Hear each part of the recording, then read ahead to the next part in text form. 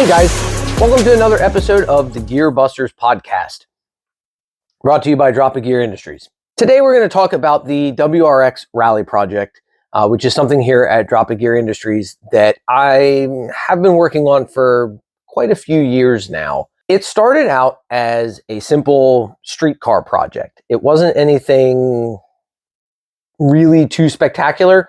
Some of the stuff that I was planning on doing in the early days of getting into racing and motorsports and things like that was I wanted to do road course racing. And I knew that I had an okay car. The WRX is a pretty decent platform.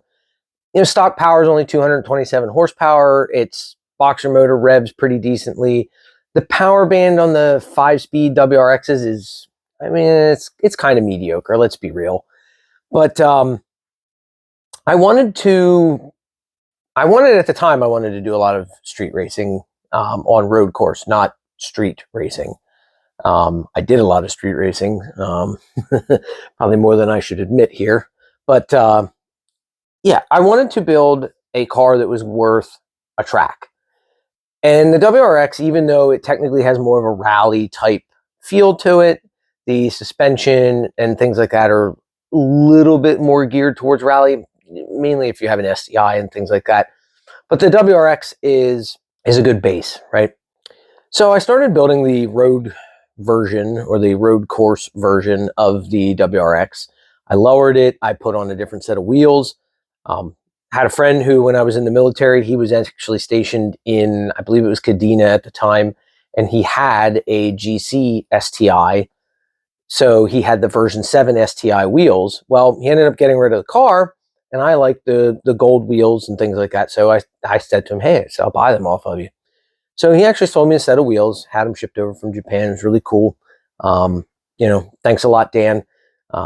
Still have them to this day if you tuning into the podcast here, but it was pretty cool. After I started doing that, I then went into putting some of the STI ground effects on it. I had the splitters, the bumper thing at the bottom, and I went with the scoop and the side skirts. There's a set of rear spats for the STI that was, I guess it was more popular in like Europe and Japan. And I ended up putting those on the wagon. Now, all of these little things take a little bit of tweaking in order to fit perfectly on the wagon. I got most of those things on. And after that, unfortunately, I really didn't do much after that. I kind of got stuck with my just general life. And, you know, I had to take care of family and things like that. So doing a lot of work, it was more or less just it looked the part or attempted to look the part. Eventually, I ended up putting the livery that's currently on it. It is Plastidip, not anything I'm really proud of right now.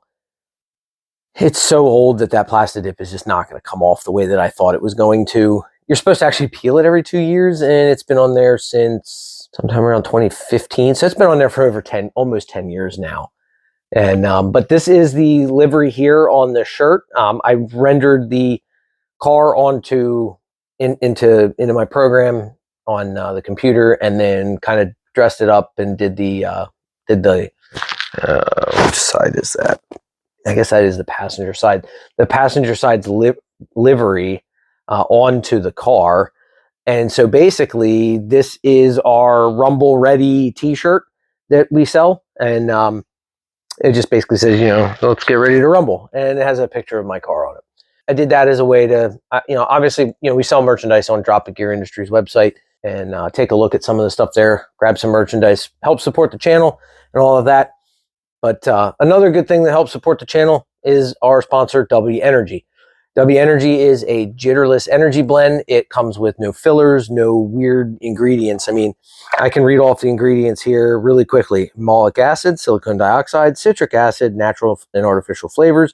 It does use sucralose, and then it has the hexaflume potassium in it. And then obviously, you know, you've got all the vitamins that were listed in it, which B3, B6, B12, vitamin C, there's taurine, tyrosine, glutamine, the coffee fruit extract, citrulline, and then the caffeine, the coffee fruit extract, and then they have a little bit of extra caffeine there that's the anhydrous type.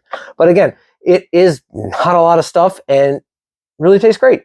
So you can get some at w.gg and use code DROPAGEAR and get 10% off. And every time you guys purchase something, it's just a little bit of a way to support the channel and the things that we do here on this podcast. So with the rally car project being a street car, so to speak, it was more about time eventually then to move towards what I wanted with it. I wanted to do some engine work to it, so I started slowly doing the engine things. I got a bigger intercooler. We put an intake on it. I ended up putting an exhaust on it. I dabbled around with a aftermarket tuning program. Some people remember Tactrix and stuff like that. They're still kind of popular, and especially with the whole Cobb EPA, honestly, debacle. Tactrix still is just probably my method of choice, although I am thinking about doing a Carberry setup and some things like that for once we start racing with it, because it does allow me to do a lot of the same things that Tactrix does, but it also gives me the ability to program in things like launch control, anti-lag, and different things like that for, when we start to do rally, if we need anti-lag. I don't really think we'll need that too often with where we'll be competing at first, but it's nice to know that it's an option. So as the car progressed, I got it to the point where it should be making around 300 horse, about like an STI. A friend of mine had a bone stock 2012 STI, and me and him kind of, put those cars head to head the one time. And I mean, my tiny little 5-speed and things like that, I mean, I held my own all the way up until the end of his 5th gear. 6th gear, once he puts it into that, and then he would slowly go, keep on going. So the car definitely was making pretty close to the 300 horse that the STI did at the time, which is great, but with 100 and at the time I want to say it was probably around 150,000 miles on it. The motor was starting to show its age, so I decided to do typical Subaru maintenance. We did head gaskets on it. I wanted to do them because I hadn't done them yet, and I wasn't 100% sure where the condition was. I was beating them up pretty good. I thought maybe I was getting a little bit of oil leakage because of some of the consumption issues that I was having. It turns out it was just, a Subaru being a Subaru and whatnot. High mileage Subarus tend to drink a little bit more oil than they probably should. As I started to progress into rally, and I'm going to go over this in another episode, but because I was looking at my list of episodes here before we started this, and I'm trying to figure out which one to do today, it became clear that if I'm going to go rally, I need to do things differently. The engine setup's going to be a little bit different. I don't need to be as crazy. I started talking to a couple different motorsports teams, things like that. Became friends with some of the guys at Vilco Motorsports, which is right here in Lancaster County, with me as well. Pretty cool guys, awesome setup.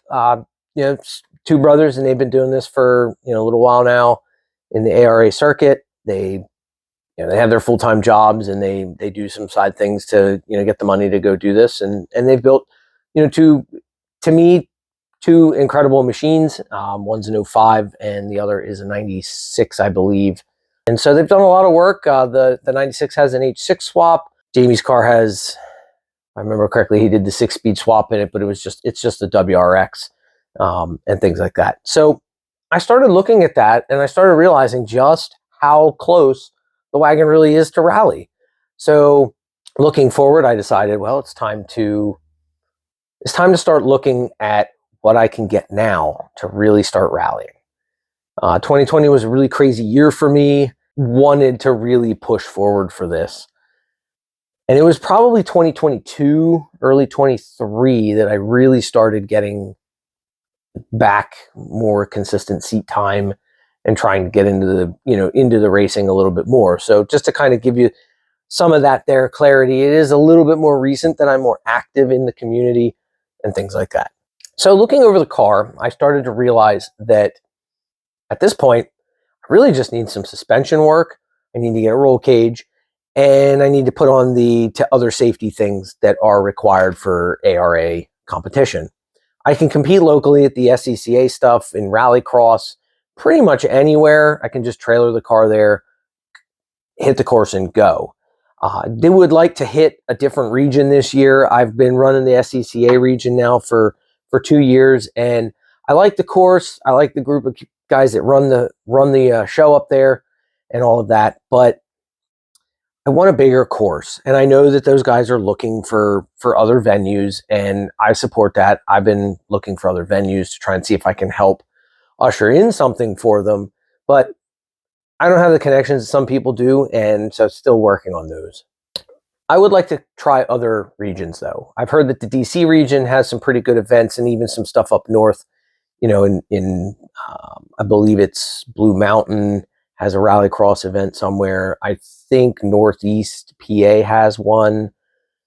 And then obviously we can go up into New York and stuff like that and see what they've got up there. I'm also looking to see if there's any local NASA circuit stuff or anything close enough that I can get to that I might be able to hit some of those events. But in order to really do anything more with getting closer to stage rally, I really need to hit like a rally sprint and things like that, which unfortunately you need a cage and all the other stuff. If I'm going to go that route to do rally sprints, I might as well get everything ready for full on stage rally. And that kind of is where we're at right now. We are, and I say we because I want this channel to grow, and I'm really hoping that, you know, more people who are involved in the community want to join me with their time and their energy in creating something with this brand with me. So if anybody's listening to the podcast on Spotify, or if you're watching this here on our Patreon channel, you know, hit me up, let me know. I am definitely interested in linking up with you guys and hearing from you. That said, I'm also interested in what you guys who are just followers and listeners to the channel, what you guys think of these podcasts, what you guys think of some of the recent content that we're putting out, and things like that, because I am trying to drive everything based on what you guys want to see. I don't want to do just the things that I want to do. There's a lot of stuff that I'm going to do that I want to do and I want to share with you. But I really want to get this channel to the point where you guys, you know, give me a suggestion if it's feasible relatively quickly, you know, given budget constraints and things like that. If I can do it pretty quickly, I'm going to do it. And, you know, that way I can get that out for you guys. If it's something like chit-chatting on the podcast, having somebody else come over and join us on the lounge and those episodes, which I would like to see what everybody thought of our lounge episode. So please comment below, you know, let us know what you thought. Should we do long-term things like that? Should we not do long-term things like that? You know, should we have more structure to them, or should it just kind of be like a shop chat type thing? But again, love your feedback, would love to hear it. So please comment, let me know, all that good stuff. Getting back into it though, with the rally car project, I realized that because I was so close, now it's just time to muscle up and get ready. So right now, currently the car is at a little workshop that I have, and I'm getting ready to start stripping it out, getting the interior pulled, redoing some of the brake lines, moving fuel lines around, getting things prepped for a cage install. I'm hesitant, however, because I really would like to get more seat time with the car this year to maybe dial in some various other things like a suspension or different tires, or I would like to actually change out the steering rack and put in one of the more quick response racks out of the STI. And I think that would help a lot, because I feel the last couple times that I've driven the car, I'm getting to the point where I'm plateauing in either what the car can do or what I'm able to get the car to do with the setup that I have. Now, this last event, I believe that we actually blew the turbo. The thing sounds like a supercharger, if you may remember from some of the other videos floating around there. And if you were at some of these events, this thing sounded like it was supercharged. When I drove it to the shop, though, I noticed I didn't quite have the boost that I normally do. So I actually have a feeling that maybe the bearing in the turbo went. I do have 230,000 miles on this motor, and at 220-ish thousand, the original turbo blew the seals for the coolant and started burning coolant through the turbo. So that was a lot of fun. With the turbo being blown, I need to get a new turbo. So I'm trying to find, I have a couple laying on the shelf down at the shop, and I'm not 100% sure which one I want to use. I might actually have to just tear them apart and rebuild them. But I would like to put on an STI turbo to kind of give it a little bit more oomph. I just have to see which regs that changes for me, because especially when it comes to doing an ARA car, the rule book is pretty stringent, right? If I'm running the four-wheel drive limited class, I have to kind of maintain essentially a stock vehicle. Can't really do too much other than, some suspension work, some tire work, but major engine components and things like that must stay the same. I also have to get a new tune for it because you have to run a restrictor. Current regulations are a 34 millimeter restrictor for anything turbo. Now, if I do get into competition this year with it, I will also have to run it with a 30 millimeter restrictor, at least I believe for 3 or 4 events, because I would be considered a novice. I can't really seem to find any kind of workaround as to if there's a waiver process or if there's anything like that to say, look, I already have experience racing. I don't really need the car to be restricted. I've been running it unrestricted at all kinds of other events. So I just have to figure out where that fine line is, and looking at the stuff that's on the stage rally with the with the limited 4-wheel drive classes and stuff like that. I'm not fully understanding necessarily, to me, why the restriction is there, but I get it as a general sense to keep everything equal if you have a forced induction vehicle. That said, I'm going to, get those restrictors, get the tunes done, things like that, so that I'm ready to go once it's there. I'm actually trying to see if I can get those things now and run them at non-ARA events and get a feel for the car with that, because obviously that's part of getting it set up for stage rally, is getting the car set up to go and then kind of testing and tuning through that. Because obviously if I run a 30 millimeter restrictor, car's going to handle a little bit differently. The turbo's going to spool differently. The power's going to be different. I might not, on a rally cross track, I'm probably not going to run around in second the whole time. Maybe I'll actually put it in third. Maybe I'll be stuck in second. It really all depends. Depends on the course and different things like that.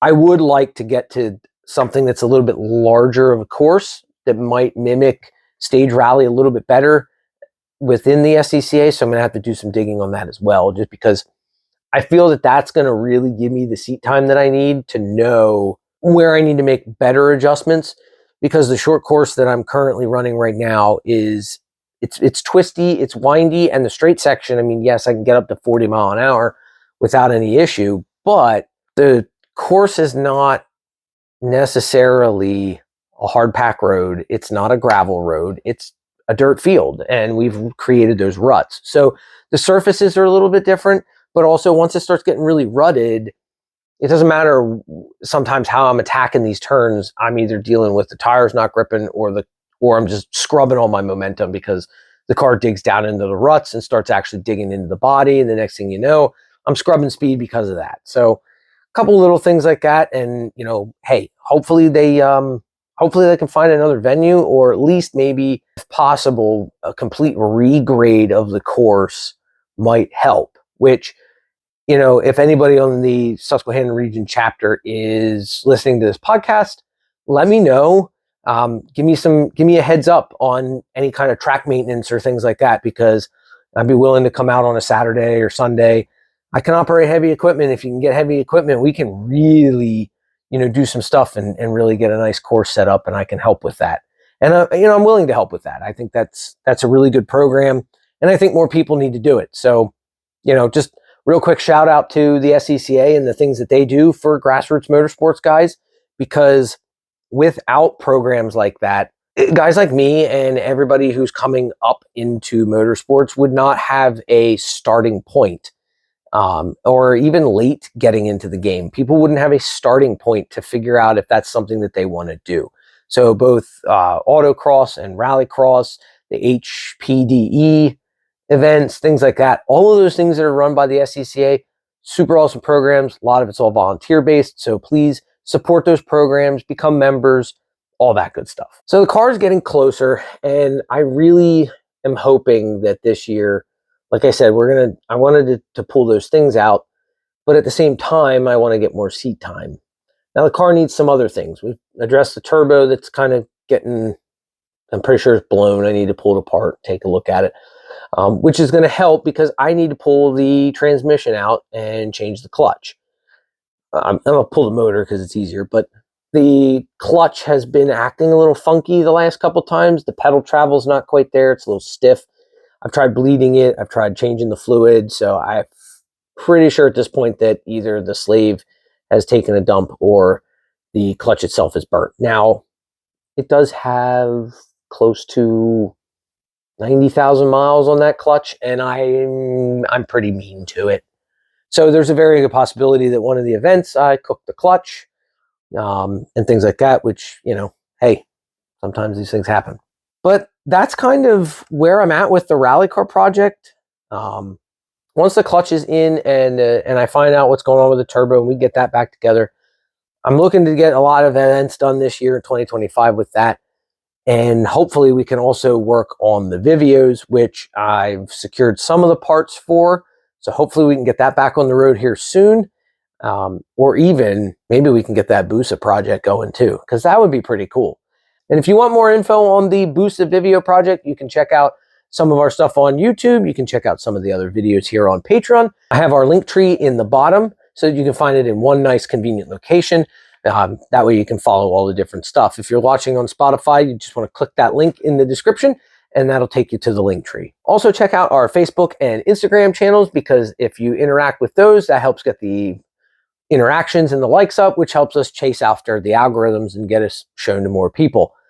So again, thanks for tuning in, guys. This has been another great episode on the Gearbusters podcast, and I look forward to hearing some feedback from you guys, and we'll catch you next time on the Gearbusters podcast.